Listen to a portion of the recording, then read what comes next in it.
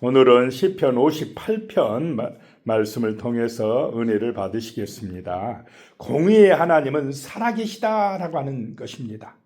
하나님은 지금도 살아계신다라고 하는 것을 보여주고 있습니다. 1절에요. 통치자들아 너희가 정의를 말해야 하거늘 어찌 잠잠하냐. 인자들아 너희가 올바르게 판결해야 하거늘 어찌 잠잠하냐라고 하는 것입니다. 통치자들은 세상에서 법을 집행하고 백성을 다스리며 재판을 담당하는 권력자, 재판장, 지도자들을 뜻합니다.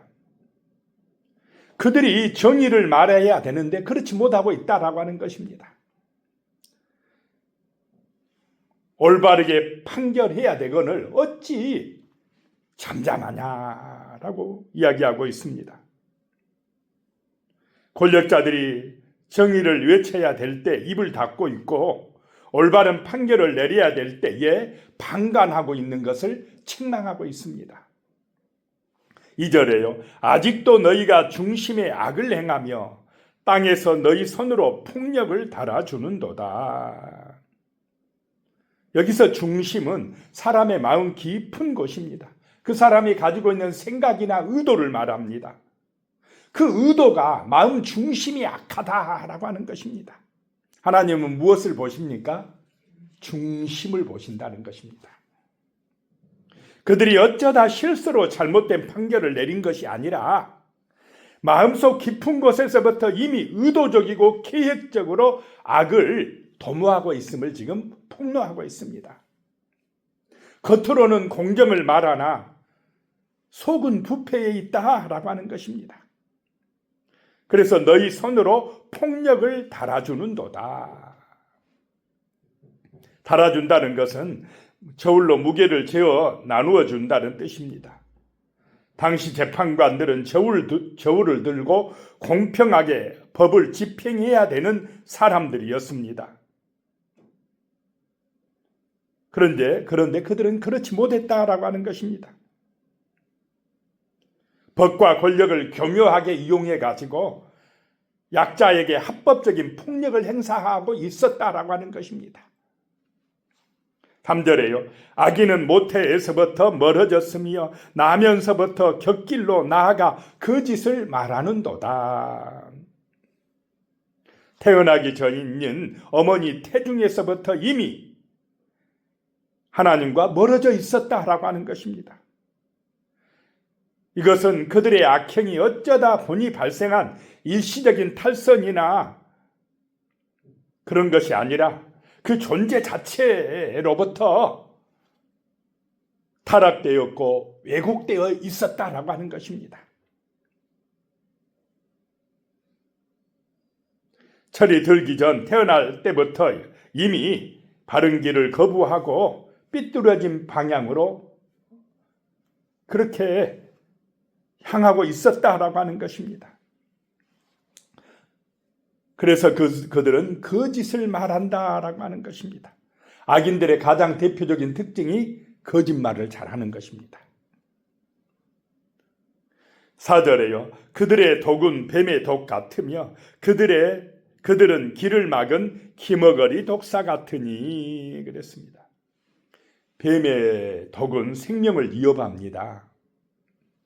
성경에서 악인의 독은 주로 그들의 말과 혀 그리고 거기서 나오는 음모와 거짓말을 뜻합니다. 그런 것들이 뱀의 독과 같다는 것입니다.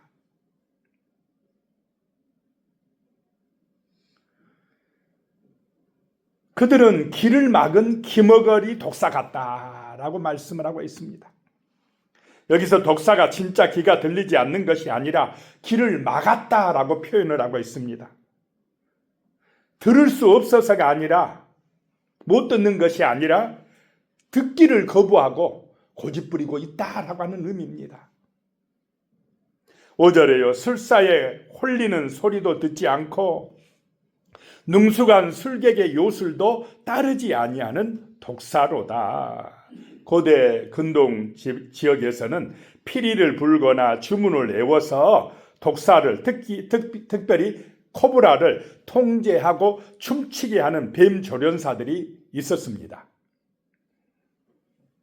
능숙한 술사들은 아무리 사나운 독사라도 자신의 소리와 몸짓으로 길들일 수가 있었습니다. 하지만 이 구절에 나오는 독사는 가장 뛰어난 베테랑 조련사가 와서 아무리 아름다운 소리를 내고 유혹을 해도 완전히 무시하는 통제불능의 뱀이다라고 하는 것입니다. 조련사의 그 소리를, 홀리는 소리를 전혀 듣지 않는다는 것입니다. 여기서 술사나 술객은 악인을 바른 길로 인도하려는 선지자의 외침이나 하나님의 말씀을 의미합니다. 주변에서 정말 애정어린 충고를, 권고를 해주는데 그런 말을 듣는다는 것입니까? 안 듣는다는 것입니까? 안 듣는다라고 하는 것입니다. 무시한다라고 하는 것입니다. 그런 통치자들, 그 권력자들을 지금 비유해서 이야기하고 있는 것입니다. 자, 그러나 그런 악한 사람들을 누가 심판하신다는 것입니까? 하나님이 심판하신다 라고 하는 얘기입니다. 6절에요. 하나님이여 그들의 입에서 이를 꺾으소서, 여호와여 젊은 사자의 어금니를 꺾어내시며 라고 하고 있습니다. 성경에서 악인의 이 치아는 남을 물어뜯고 해치며 거짓말과 저주로 상처를 주는 그런 잔인함을 상징합니다. 따라서 이를 꺾어달라는 것은 그들의 가진 공격 무기를 없애달라고 하는 것입니다. 젊은 사자는 가장 힘이 넘치고 포악하며 사나운 상태의 악인들을 비유합니다. 사자에게 있어서 어금니는 사냥감을 씹어 삼키는 강력한 힘의 원천입니다. 그 어금니를 부러뜨려 달라는 것은 악인의 권세와 파괴력을 완전히 무력하게 해달라고 기도하고 있는 것입니다. 7절이에요. 그들이 급히 흐리는 물같이 사라지게 하시며 겨누는 화살이 꺾인 같게 하시며, 그렇게 지금 기도하고 있습니다. 이 팔레스타인 지역 이스라엘에는 평소에는 마른 땅이었다가 비가 오면 갑자기 거센 급류가 흐르는 와디라는 지형이 있습니다. 건천이라고도 합니다. 이 물은 엄청난 기세로 흘러가지만 해가 뜨면은 금방 증발하여서 흔적도 없이 사라져버립니다. 그렇듯이 세상에서 아무리 대단한 권세를 누리며 기세를 부리던 악인들이라도 하나님이 심판하실 때 순식간에 사라져버린다라고 하는 것입니다. 그 흐르는 거센 물살이 해가 뜨면 사라져버리듯이 그렇게 된다라고 하는 것입니다. 겨누는 화살이 꺾인 같게 하시며 악인들의 약자들을 무너뜨리기에 활신이를 당겨 화살을 겨누지만은 하나님께서 그 화살을 꺾어버리신다라고 하는 것입니다. 8절에요. 소멸하여 가는 달팽이 같게 하시며 만삭되지 못하여 출생한 아이가 햇빛을 보지 못한 같게 하소서. 달팽이가 기어갈 때 몸에서 끈적끈적한 점액질이 분비됩니다. 고대 중동 사람들은 달팽이가 기어가면서 그 점액을 쏟아내느라고 결국 자신의 몸을 갉아먹어 스스로 녹아 없어지는 존재로 이렇게 생각을 했습니다. 특히 뜨겁고 건조한 팔레스타인의 햇볕 아래서 노출된 달팽이는 어떻습니까? 오래 가겠습니까? 금방 죽는다. 악인들이 그렇다 이 말입니다. 또 만삭되지 못하여 출생한 아이가 햇빛을 보지 못한 같게 하소서. 만삭되지 못한 아이가 태어나버리면 어떻게 됩니까? 사산입니다. 죽는다 이것입니다. 태중에서의 사망을 의미합니다. 어머니의 태 속에서 다 자라지 못하고 죽어서 태어난 아이는 세상의 빛을 단 한 번도 보지 못한다라고 하는 것입니다. 악인들의 그런 악한 계획과 음모가 그렇게 되어진다라고 이야기하고 있는 것입니다. 그렇게 기도하고 있는 것입니다.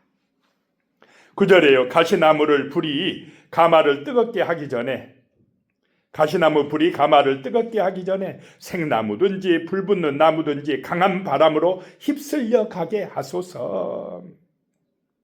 가시나무는 불에 어떻습니까? 잘 탑니다.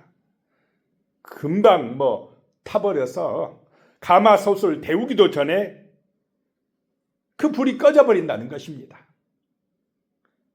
그렇게 짧은 순간에 생나무든지 불붙는 나무든지 강한 바람으로 그냥 휩쓸어가 버리시옵소서라고 하는 것입니다.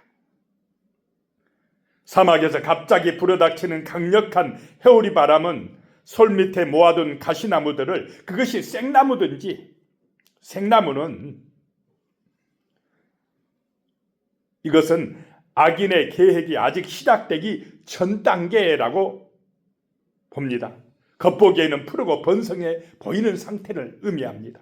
또 불붙는 나무는 악인들의 기세가 굉장히 강력하게 진행되는 그런 과정을 의미합니다. 생나무든지 불붙는 나무든지 누가 심판하신다는 것입니까? 하나님이 일순간에 심판하신다라고 하는 것입니다. 그래서 마침내 누가 웃게 되느냐? 악인들이 아니라 의인들이 웃게 되어진다라고 하는 것입니다. 10절에 의인이 악인의 보복당함을 보고 기뻐하며 그의 발을 악인의 피에 씻으리로다. 여기서 기쁨은 타인의 불행을 보고 고소해야 하는 잔인한 감정이 아닙니다.